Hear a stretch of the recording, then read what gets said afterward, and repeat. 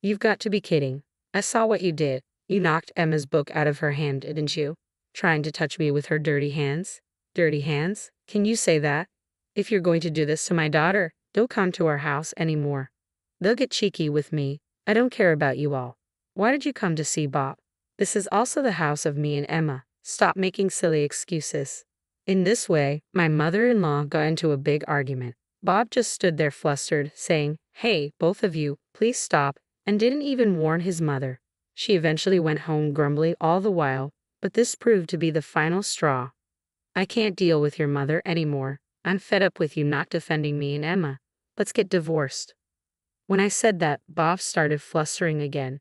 Hey, wait a minute. Even I find my mom tough to deal with. I just couldn't say anything because it was all so sudden. Today, I'm on your side, Catherine and Emma. People can say anything they want, but unless you act on it, it means nothing. Anyway, I can't take it anymore. Then my husband made a proposal. Okay, if you insist, Catherine, I don't mind if you cut ties with my mom. But please, I beg you, don't divorce me. I was torn. Would there be any benefits staying with such an unreliable husband in the future? Even if we cut ties, could I really avoid any interaction with my husband's mother forever? In the end, the reason I didn't go through with a divorce was because of our daughter. Our daughter adores her father, and he's a good and caring dad when he's with her. For our young daughter's sake, taking away her father right now wouldn't be right. So I decided to put the divorce on hold on the condition that I'd sever ties with my mother-in-law.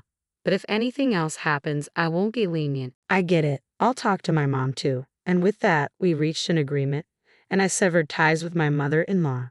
I'll never let my daughter meet her grandmother again. That was a condition of our reconciliation. After 10 years, I can't forget what my mother-in-law did. As for visiting her, that's out of the question. Frankly, what happens to my mother-in-law isn't my business. A few days later, my husband came to me with a serious look on his face. Catherine, I need to talk. What is it? My husband looked awkward in response to my question. It's about my mom. Apparently, she'll need care after she's discharged. So what? It'll cost a lot if she goes to a facility, right? So I was thinking we should take care of her at home. Oh, that's impressive. Good luck. No, not me. You. What? What is he talking about? What? You're not seriously. You know that my mother's in a bad way, right, Catherine? He fell silent. The fact that he even suggests this was beyond my comprehension, to avoid any unwarranted expectations. I laid it out for him clearly. Look, I have a job too, and there's no way I can take on the responsibility of caring for your mother. But you're just working part-time, right? Surely you can find some time to take care of my mother. If that's what you think, then I'll just talk to my boss about switching to full-time. How about that? There was no point in dragging out the conversation. My feelings weren't going to change, and his timid demeanor was only annoying me. Although he looked like he wanted to say something, I naturally ignored him. The next day, it seemed he had spoken to his mother in the hospital as she called me. Excuse me, Catherine, what on earth are you thinking, refusing to care for your own mother-in-law? Yes, I refuse. Is there a problem? Her bizarre shriek came through the phone when faced with my calm response. For me, in my time, of course, I've cut you off. Remember, you're not even my mother-in-law to me anymore. I have no desire to help you with your care. What did you just say? How dare you? You and that errant child absolutely will not tolerate this refusal. To be honest, I considered just hanging up on her. It was a hassle, but if I didn't firmly reject her now, she'd probably just keep calling. I was prepared to settle this today, so I faced off with my mother-in-law. Do you remember why I cut you off in the first place, mother-in-law? What do you mean? Are you implying I've done something wrong? Have you already forgotten? Because of your insidious bullying and your appalling attitude towards my daughter. My husband also agreed to this decision. Goodbye. Wait, hold on. With no further discussion, I ended the call and promptly blocked her number. A few days later, Bob tried to bring up the topic again. Hey, about my mom. Again, I couldn't hide my irritation as I responded. Just so we're clear, I have absolutely no sympathy for my mother-in-law. No matter what happens to her, I've told you again and again that I won't provide care, right? Unexpectedly, her normally compliant husband shot back without hesitation. No, you're going to take care of my mom. Count on it. What? What does he mean? I've repeatedly stated that I don't want to have anything to do with my estranged mother-in-law. Is he like a chicken forgetting everything after taking 3 steps? Count on it is not the response I want. I said I will provide care, remember? I fired back defiantly, but my husband is different today. No matter how much I argue, he persistently pushes back. The heated argument I had with my mother-in-law on the phone days ago came to mind. Probably my mother-in-law had given him a piece of her mind afterward. Anyway, you're going to take care of my mom. It's obvious, isn't it? Former family, right? Remember, it was your idea to cut ties with your mother. That was then. My mom is now weak, and it's a different situation. She's not as energetic as she was after hospitalization. Yet you're still talking like a child. Childish? Me? The reason we're in this situation is because of that damn mother-in-law's childish harassment. And according to the conversation on the phone, your mother seemed pretty lively, didn't she? And even my husband repeatedly demands. I take care of his mother. I'm not going to back down. No matter what you say, I can't do what I can't do. And if it's that important to you, you can do it yourself. At that, her husband silently handed her a sheet of paper. What's this? Can't you tell? It's a divorce paper. To her shock, her husband had presented her with a completed divorce form. If you don't want to get divorced, take care of my mom. My silent disbelief only prompted my husband to pressure me more. You'd be in trouble if we divorce now, right? Emma will be a college student next year. You just a part-timer. Can't possibly survive if you divorce me now, right? If you don't like it, just do as you're told. The man who didn't consider my feelings, using our daughter as leverage to threaten me. I just can't continue being married to someone like this. It's impossible. The moment I was convinced of this, I felt my feelings for my husband quickly disappear. I'm going to end this. That's what I thought. Hey, are you even listening? You were all fired up just a moment ago. Now, a divorce is a reality. Are you scared? My husband looked down at me, laughing. My daughter came into the room, probably hearing us argue. Hey, I heard raised voices. What's going on? Then my husband started a tirade on Emma too. Oh, you're just in time. You'll be helping with your grandmother's care too. What? Why me? It's obvious, isn't it? She's your beloved grandma. You could at least help with the caregiving. I couldn't believe that they would impose my mother-in-law's care on my daughter without a second thought. I was so pissed off that I signed the divorce papers as fast as I could. What are you doing, Catherine? Isn't it obvious?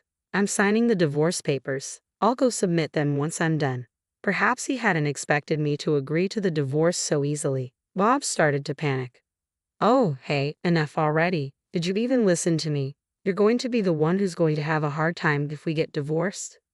I don't care. Compared to staying involved with you, any hardship seems bearable. With divorce papers in hand, I began to prepare to leave. Then, perhaps numb to the situation, my husband took the final step. Are you sure about this? If we divorce, you'll have to give up Emma. I'm warning you, I'll get custody. You'll never see our daughter again. A husband who had no doubt in his mind that he's superior to his wife. Truly, how stupid can you be? Even if we get divorced, I will not give up my daughter. I will do whatever it takes to provide for my daughter at all costs. I will get custody of Emma. Shut up. Considering our financial situation, it's natural that I get her. You won't see our daughter again. Tough luck. At that moment, Emma, who had been quietly listening, chimed in. What are you talking about? I'm going with Mom. Ha! At Emma's words, Bob stood there dumbstruck. What are you saying? If you follow your mother, Catherine, you'll only face hardship. I don't care. It's better than being with you, Dad. I would never want to take care of Grandma.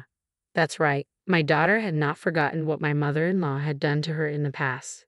I really hate Grandma for bullying Mom. I'm also disgusted with you, Dad, for not helping my mom. I don't care about the money. I'm going to live with Mom. At my daughter's words, a surge of indescribable emotion welled up within me. I had hoped she would choose to come with me, but I never imagined that she thought it through so much. My husband, looking quite pathetic, started trying to persuade us to stay.